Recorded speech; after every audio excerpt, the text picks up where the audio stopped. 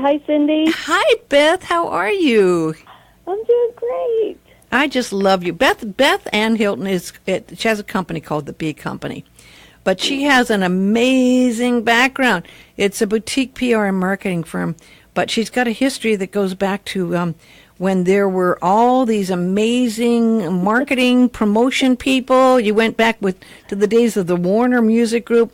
I know I was in radio, and boy, we got treated so good by people like you. I mean, it was... I know. Wasn't it fun back then? Oh, my gosh, the things and the parties and what used to happen were great events and parties. I remember one or two.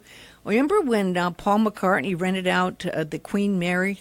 Were you in the business then? Gosh. I do, but that was not my label family, so I don't think you didn't get to go to that. Yeah, well, see, that's one thing about being in radio. You don't have to just have one. You have all the resources there.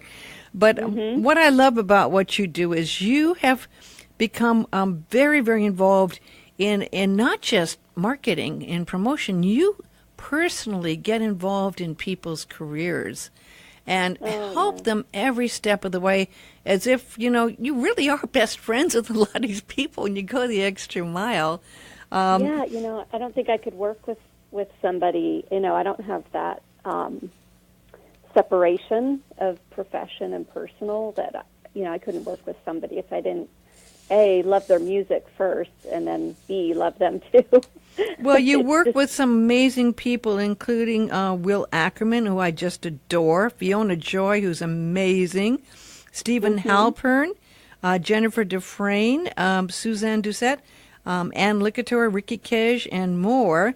And I have to say, there are not that many people who are out there who know what they're doing or doing promotion anymore. It's become a kind of a dying breed, so I'm glad you're doing it. Yeah, that's too bad to hear. I mean, I hope that with all the amazing technology tools that millennials and Gen X, Gen Y have at their disposal, they'll find really new, innovative ways to take that offline and bring it into, the personal space, because I think there's been a huge swing towards doing everything digitally, and yet, it's so effective to just get together in person and help each other that way, as we do during Grammy Week and the ZMR Awards, and it's really uplifting. Well, and I was just mentioning before you called in that there is really seems to be more and more of people involved in doing exciting award ceremonies, and I saw, because I follow you and because you post such interesting things on Facebook, I saw that you were in New Orleans at the House of Blues for the ZMR Music Awards. And I hate to admit it, but I've never been to New Orleans. You, of all people, I have not. I have not been. Oh, will you please come next year? I really want to. I really, really want to. And I think it was great to have it at a place like this, so famous, like the House of Blues has had some amazing musicians there. Yes. Oh, and everyone just loved it. And it was, the right size for our crowd. It was professional staff and very much, plug and play. Whereas, other times, last few years, we've tried different theaters and universities. We've had them at wonderful places, the Joy Theater and then at Loyola. But, you have to really bring everything in. And, this just had the right feeling. The artists were thrilled to be sharing the stage with so many great acts, in the past, and it was great for pictures, as you hopefully could see my album and videos and everything. It was very photogenic and just all around terrific. The sound, the crew, everyone was wonderful. So we send our thanks out to House of Blues New Orleans. Well, the music field has changed quite a bit, and I was just talking about, of course, how big it's gotten in Las Vegas, but there's lots of amazing festivals and niche marketing for music now. But the ZMR one is Zone Music Reporters. Maybe you can explain, and of course, geared towards New Age, maybe you can explain how some people probably have never heard of ZMR. Yeah, it did come out of the New Age Reporter, which was an album charts going back into the 80s, I think. But as the genres evolved, they thought it wasn't just New Age anymore. It was also ambient and world and vocals in a genre that we like to call dream pop, which is kind of conscious vocals. Folks like Say and Sangeeta Kaur and Tina Malia and Kimberly Haynes, fit that category. So, we expanded the genres and changed the name as a result. The chart exists, basically monthly charting happens by broadcasters, terrestrial and podcasters, reporting what they're playing to the chart. And then there's a, top 100 each month that's announced. And to make it to the awards, you have to be, I believe it's in the top 20 or the top 10 one of those months. And then you become eligible for the awards. Then there's another round of voting by the broadcasters that narrows it down to the nominees. And, we were hugely blessed this year. We had nominations in neoclassical for Pete Calandra, in piano for Michael Whalen, and for Fiona Joy as well, solo piano. We had Neil Tater, David Waller, Jeff Greinke from Spotted Peccary, Valerie Romanoff, Jeff Oster, Eric Scott. I mean, we had so many nominees. It was just a brilliant year for the B Company and for Laz Promotions, who does the radio promotion side of things with us. So it was really often people coming in from all around the world, because Fiona's based in Australia. I know it's a good people flying in from everywhere. So I know Michael Colbert, we're going to talk to later, came in from Sedona as well as Valerie. And so he came down from New York. Yeah. And, it's really worth it because, if we take, we're online, we are a community, it's a very close community, it's a super, super friendly event. I make it my personal mission to welcome the first-timers and make sure they meet everybody, and it's so much fun. It's like Facebook comes alive, It's true, it's true. I know what you're saying. I've been there, done that, yeah. Yeah, and some of our writer friends, Bill Winkelman and RJ, when they first came, they just stood in a circle and turned around going, oh my gosh, seeing all the faces and all the artists they admire. Well, it's like that at the Grammys and some of the indie collaborative events where, you have friends from around the world. And many times, like I know, I have collaborated with people and I've never met them. And we just do it long distance, and they really become friends, but you don't really get a chance to meet them. So it's really great when there are reasons to get together and meet some of these people. You get a chance to really respect and work at. You listen to their music. You know what they're doing. You follow their birthdays. You know them really well. I saw one of your posts because you've been working with Valerie Romanoff, who's quite an amazing artist. And you hadn't met her before. You got to meet her for the first time, right? I know. I had to videotape that. It was silly, but we have worked together so closely, and we are relaunching her website, and doing social media and doing publicity, and put out the press release for this event. And she did win Best World Album, which was fantastic. That is fantastic. But on that first meeting, I feel like I've known her forever already, just by working together. So I said, we have to get this down on tape, so to speak. Yeah, no, definitely. And it's interesting because if you're an individual independent artist, the chances of you doing it on your own are rare to do places like, well, I've seen people, and you've seen people like Voter Kellerman and others rent out Carnegie Hall and put together a group of amazing musicians who never could play Carnegie Hall on their own, but when you put a group of really great musicians together, you can. And when you do something like this, you can, some of those artists were playing at the House of Blues in New Orleans, which is a great thing to be able to say, to say, gosh, I played at the House of Blues in New Orleans, right? And you couldn't do that on your own. Right.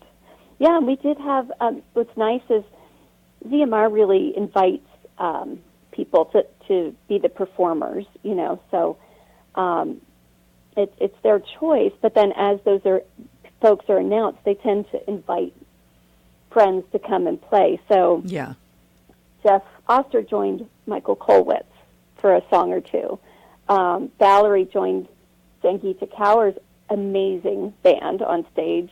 So, these fun things then evolve as we get closer to the date. And, it's just fantastic. But if anyone is friends, if we're friends on Facebook, I do have a post just from the other day that goes to about 220 photos and videos from from awards night. So there's a lot there. Under Beth Ann Hilton, is it on Facebook? Yeah, or is it Beth Hilton? Maybe Beth Hilton 1, but there's not too many of us. Okay. So well, I want to talk a little bit about New Orleans because, of course, there's all kinds of history there, and this is historically the music city. It's famous for its music, right? Yeah, and actually, some of the songs on Eric Scott's album were a nod to Storyville and the history there. So that's kind of interesting. It's called A Trick of the Wind, but there's a song called Storyville. The history is there, and it's all just bubbling beneath the surface. Cindy, you, of all people, will feel that when you go there. My first time in New Orleans was about 22 years ago, and I drove in because I was driving cross country, and I stayed in these wonderful things called the Mrs. Underwood's maisonettes, and they're in the French Quarter, and they're like tiny apartments because they have kitchenettes in them. Oh. They call them maisonettes. Maisonettes, okay. Not to be confused with raisonettes. French okay, word. okay. Or maison. Probably I'm murdering the French here, but it was the neatest little place. But driving in there, getting to the city, I could just feel this undercurrent beginning. So, I've never escaped that feeling. Every time I go there, I get it. It's very, party on the surface. And yet I think that's Bon Ton Roulette. I know that from listening to Dr. John, isn't it? And the Neville Brothers and Bon Ton Roulette. Isn't that one of Dr. John's? Right. Yeah, but there's it's got its ghosts for sure. And every year I like to put together a little trip for the folks at CMR, and sometimes we do the cemetery tours or the haunted house tours, plantation tours. I have not done swamp tours because I'm terrified of alligators. Oh my gosh, yeah, the swamps, right?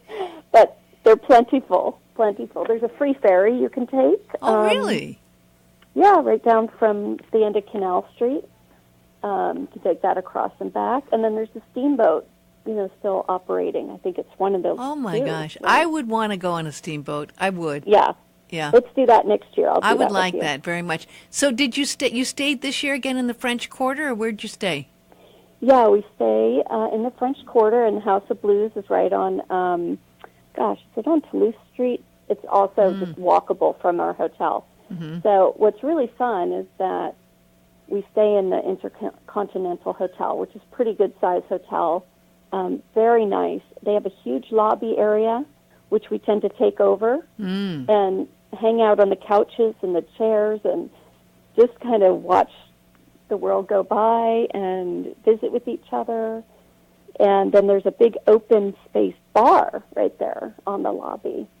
And again, someone will be there at the bar, so we'll just sit down and have a drink together. Wonderful food and, convenient to everything. So you've really great service, and they work out a special deal for us. Oh, that's nice. So you got a discount because of being at the Zone Music Reporting Awards. That's good. Daryl and Ben are the owners of ZMR, so they set all of this up for us. And because New Orleans can be expensive, can't it? If you stay at hotels without any kind of discount. Yeah, I've heard it can be. Yeah, well, definitely at different levels. I know there are people that stay at the Blake. It's not too far away as well. But if you can stay in a little B&B, like somewhere authentic in the quarter, or if the Maisonettes are still there, I don't know if Mrs. Underwood is, I doubt she's still with us after all this time. I think she was about 80 back then. But you never know. Good living, you know. So did you have time to go out and go to any of the clubs? Did you get a chance to visit anything, or was it all pretty much based around the event there? Yeah, a lot of it was, and of course I'm there content gathering.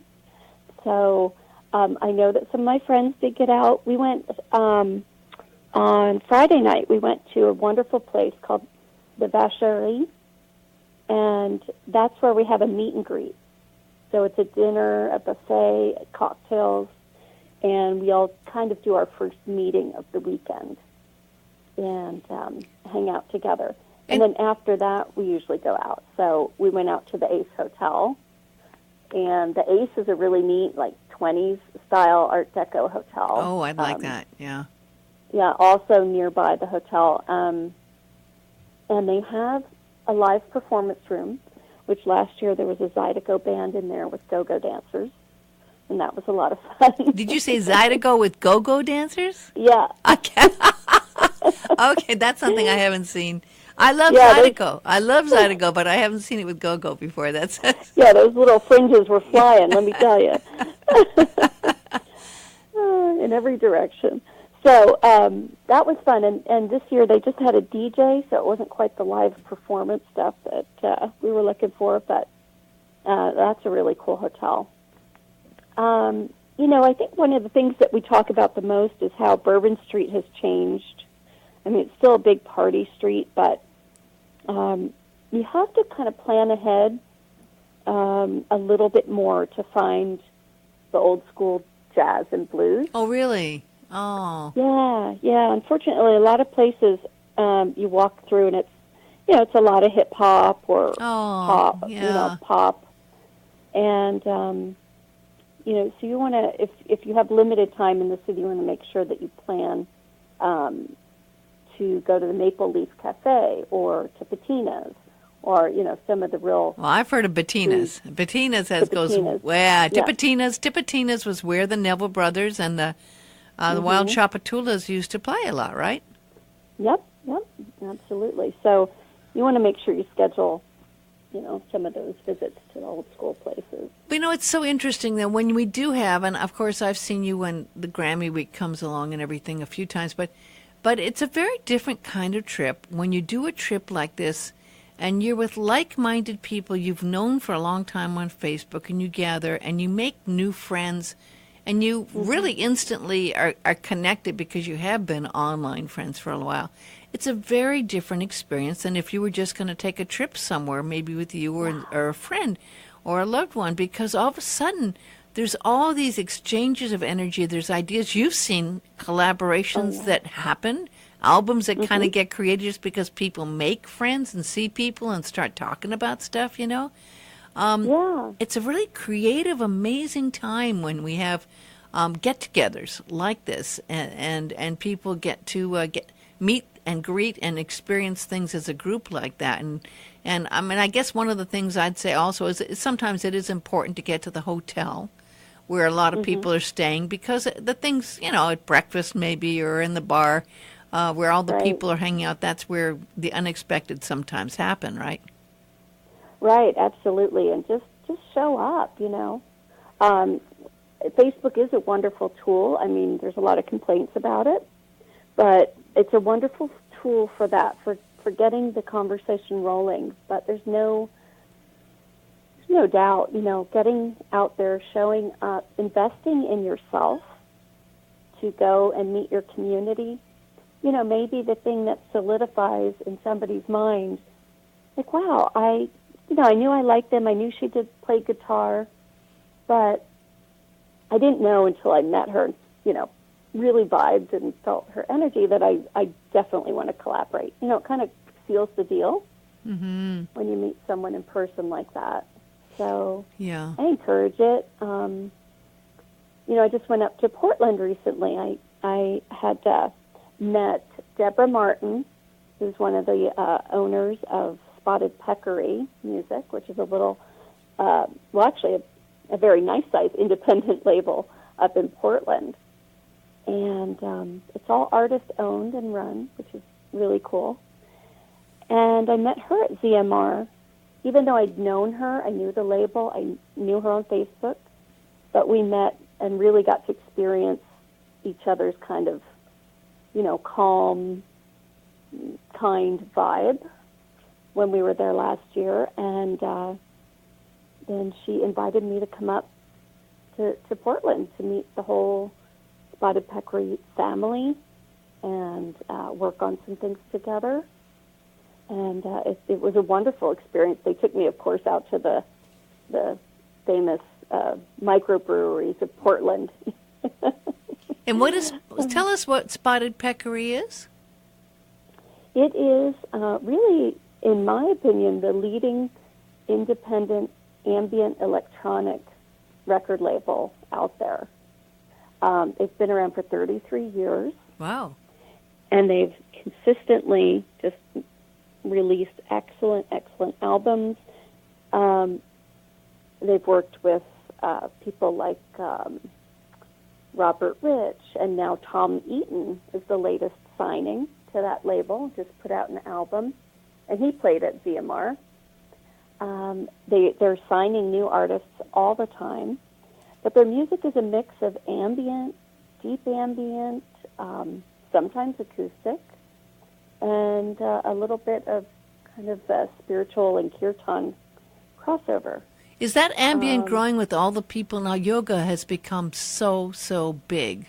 And has that brought a lot of the ambient music out for more people to create pieces that go with that? Yes, I think people apply it in that way. Spotted Peccary, I don't think they make music specifically for yoga, but definitely some of the albums appeal for that application. Like the recent one by a new artist, new to the label, called Masergy. The album's Fire Opal, and it's just really taken off in the last month or two, and people are really embracing it, for that meditation, mindfulness, and relaxing. And you know what? It's so wonderful as I'm seeing more and more people create music like that, because it is really a wonderful thing to have. And even if you aren't meditating, just to relax or to chill too, I always recommend that people create, and I'm sure you've got a great playlist like that to have when they're flying. And you can just put that in your music playlist, put on your headphones, and you just will be amazed at how relaxing having music like that can be. Even if you want to play it to go to sleep or meditate, whatever, it is really valuable to make a good playlist like that of music to have when you're flying. Yeah, well, this company is very technology forward too. So you can look up Spotted Peccary music on Spotify or on Bandcamp, and they've already done the work for you. Oh, great. So there's a sleep playlist under Spotted Peccary. That's stunning. And there is, I think we just did Game of Thrones, which was for Game of Thrones, of course, Game of Thrones. And they're really generous, too. There is, at the end of each year, they put up their annual playlist for free. Wow. On Bandcamp. Well, that's great. That's great. Yep. And so you can actually go there and get what you need for travel. I guess the website is... Peccary is. Is that a bird? What is it? What is it? What is a spotted peccary? It's like one of those little, wild wild hog things. Oh, that go around the Arizona desert. Well, I think that every continent has a peccary of some sort or another. I don't think we have them here. We got boars, but I don't know about spotted peccary boars. But right. Although I have seen some pretty cute little wild boars that are spotted, actually, so maybe they are a breed. Maybe someone brought them over from Arizona. That's where the label started originally in Arizona, and so that's where that came from. Oh, okay. Well, it's really an amazing field, and yes, it's a niche, but it's growing. And how can people reach you? I know you are very, very extremely helpful. It's not like a company, even though you call yourself the Bee Company. Michael Kowitz is, but I want you to tell people how to reach you. Oh, well, probably one of the easiest is just the website, which is in redesign, but the old one's still there. I met Michael. We met last week at CMR. Hang on just a second. And his lovely wife. Turn off. He's trying to figure out how to turn off this. He's streaming our radio show so he can listen to you. I love it. It's kind of a big circle loop going on here. It wouldn't turn off. Okay. Well, now you're okay. So yeah, Michael, Beth, Michael. Hello, Beth. Hi, Michael. I just How saw are you a couple days ago. Yeah. Do you have a good trip home? Pleasure to meet you. Yes, I did. And by the way, peccary is a javelina. It's a Oh, javelina? that's the word. Javelina with a J that sounds like an H. We got them running through our yard here. Oh, do you really? How big town. are they? Are they the size of a dog or what? Yeah, they can get pretty big, and they usually travel in groups. No, I don't think we have them. Eat anything. I don't think that we have them here on Maui. I don't think so either. Yeah, Wild boars, I think. Yeah, wild boars, and they're bigger. Take some pictures for me. Oh, I'd love to have those for the website. As a matter of fact, I sent one to Deborah Martin last year. There was one outside my door when I drove up one night, and I figured, Spotted Peccary Records. Thought you might enjoy I love it.